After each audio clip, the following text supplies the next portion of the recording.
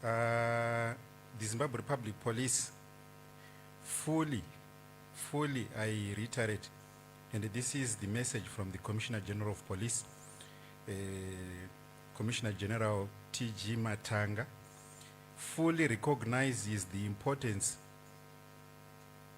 the media in Zimbabwe, the role it plays in terms of information dissemination, in terms of even sending out police messages to conscientize the public about crime prevention, and how they can safeguard themselves. So we are in this together. There is no way the police can operate. There is no way the police can reach out to the people without the assistance of the media on a daily basis, ladies and gentlemen. This is true. This is a fact.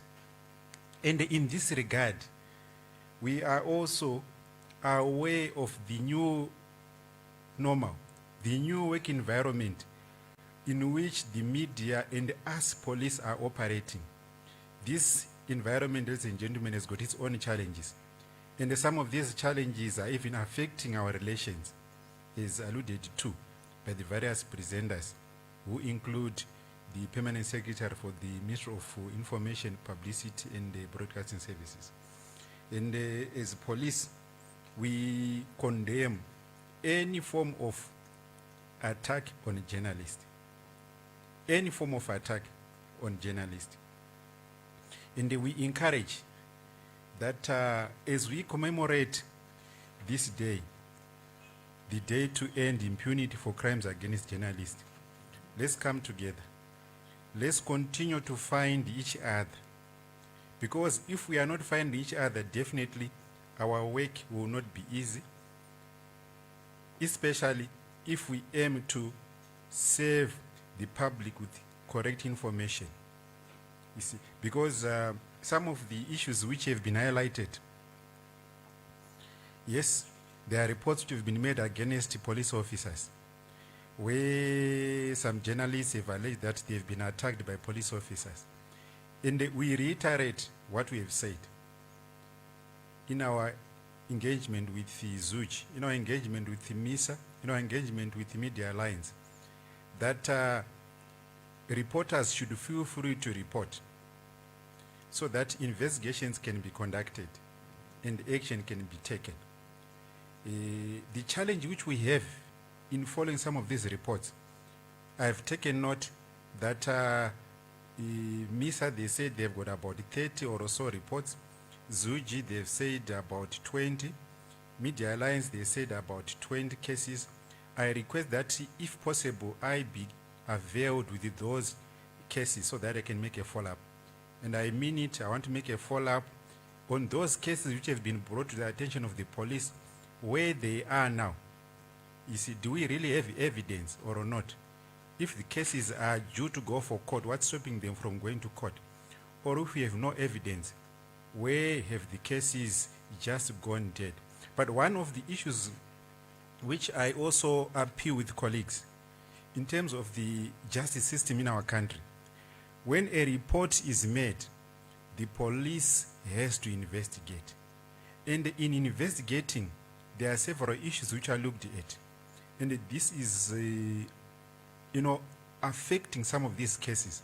And we appeal for cooperation. We appeal for, assistance, because you need evidence for a case to appear before a court. You see. And in most cases, they say they want witnesses. Where you have, say, an officer who says, I have been performing my duty. You have a journalist who says, I have been attacked. But we also want to collaborate that by having independent witnesses. This has been a major challenge. I think the honorable MPs can even attest to this. This has been a major challenge. You see, at the end of the day, it makes the job of the investigating officer very difficult indeed. And so I'm appealing to even colleagues, where you see one of us being attacked, please let's avail ourselves as witnesses. No one will victimize you, because no one is above the law.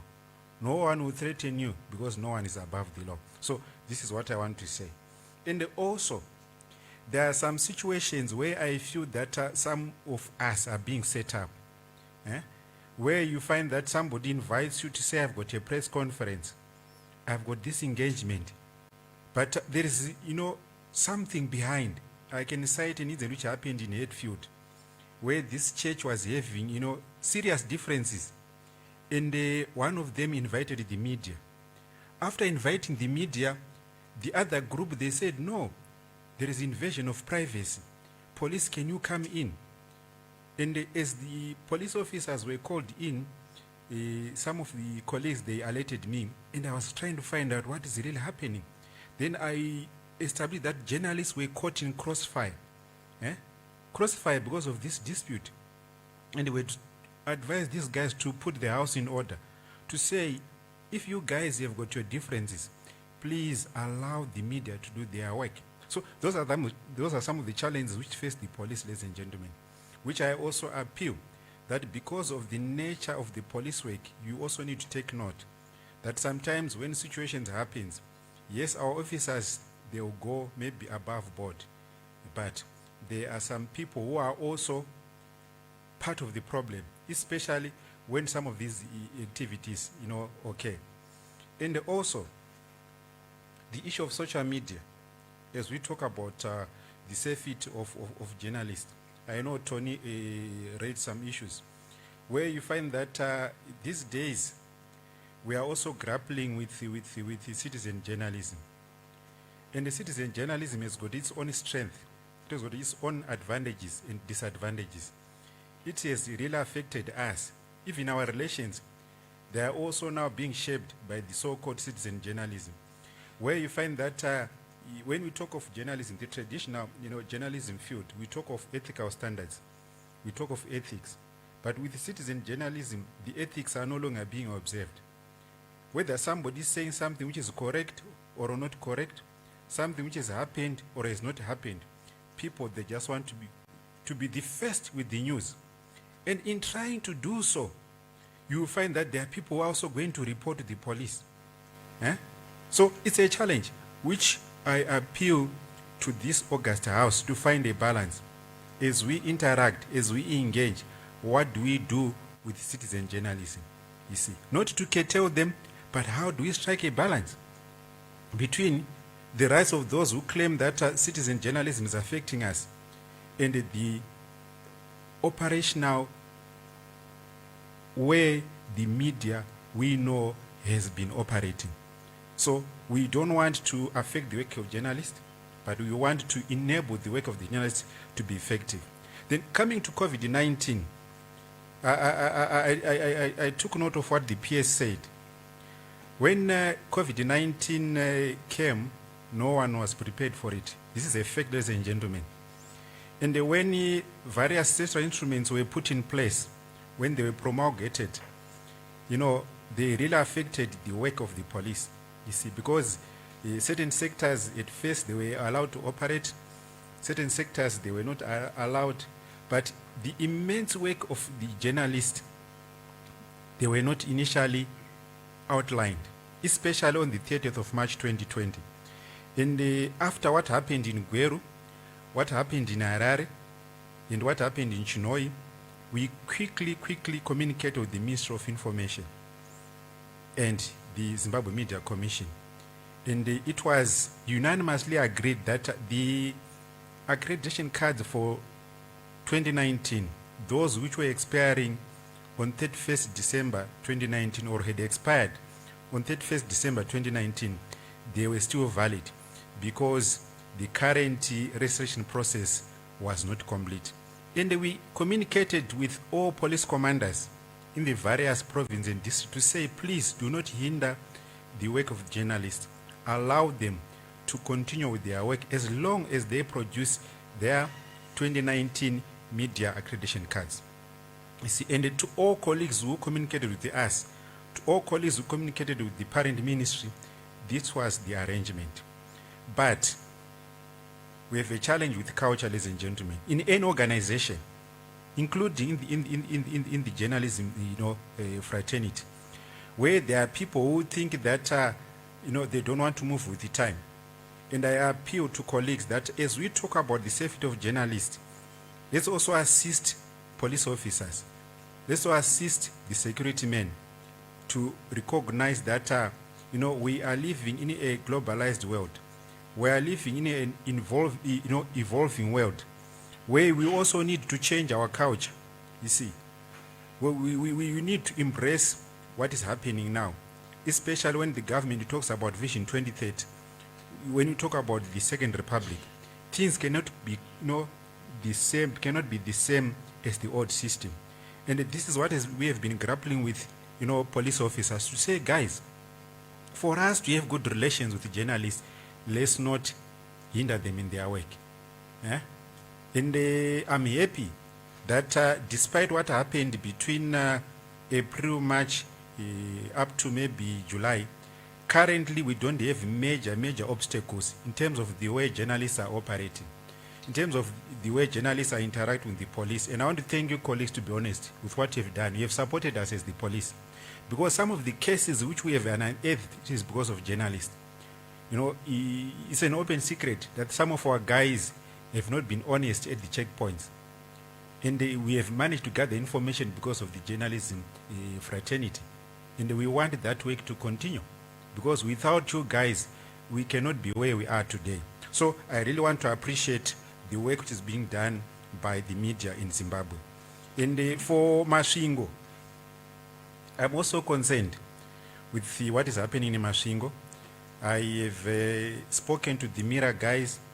I've been speaking to Golden, and I also appeal to MISA, to Zuj, to Media Alliance of Zimbabwe, to continue engaging with us so that we can find a way of trying to address the problem in Masvingo. It's not a secret that the relations in Masvingo between the media and the police are not that good, you see. And the command is fully aware, the police command is fully aware, because I've told them that we need to address the situation in Masvingo before it gets out of hand. But I also want to appeal to the media to say, as you perform your work, there are certain security issues which you must take note of. There are certain people who give us information, and some of the information which they give us is not correct. We also need to check it. Let's scrutinize it so that our relations are not affected. And then lastly, the issue of fake news. It's a fact. Fake news is affecting even the police in terms of our operations. It's affecting even our relations.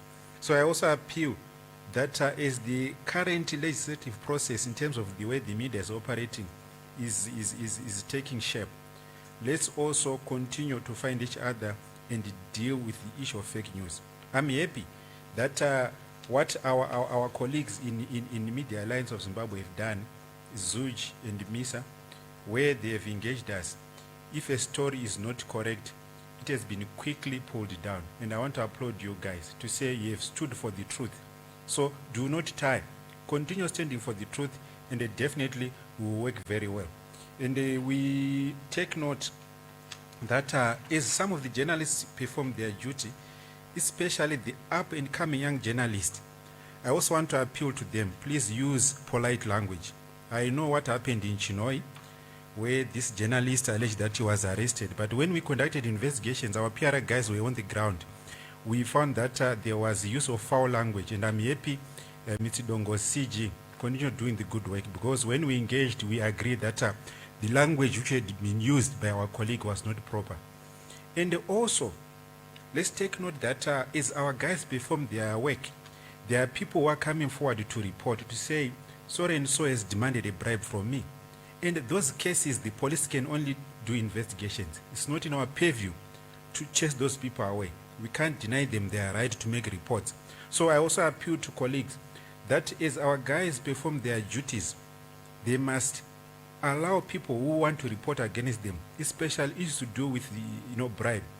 It is only investigations which can clear them, like that case SD which you're talking about, which I said is currently under investigations. And also, due to lockdown, we lead various private lives, ladies and gentlemen, as the media. when you are having your family functions, when you are, interacting with the colleagues in your private capacities, when you are arrested, please separate that from your journalism work. I know what happened that day, where this guy who will not slander anybody, where this guy was they were drinking beer with the colleagues, and as they were drinking beer, it is the lockdown period, they were approached and they were arrested. And after arrested, then he thought maybe the only way I can go out of this was to claim that I was doing my work. But he was having, friends, family friends. And it became very clear when the wife went to the police and said, no, he is not at work today. But I just want to assist him. I'm telling you the truth. CG knows the incident. I just want to assist him to come out. So these are some of the issues which we are saying. The police and the media, we are working together very closely, ladies and gentlemen. Even when you face challenges in terms of the way you work, please maintain the lines of communication open, and definitely we will work together very well. And I want to assure you, we are against any form of harassment to journalists, any form of maybe assault to journalists. So those cases must be reported, and let's try as much as possible to gather evidence. Thank you very much.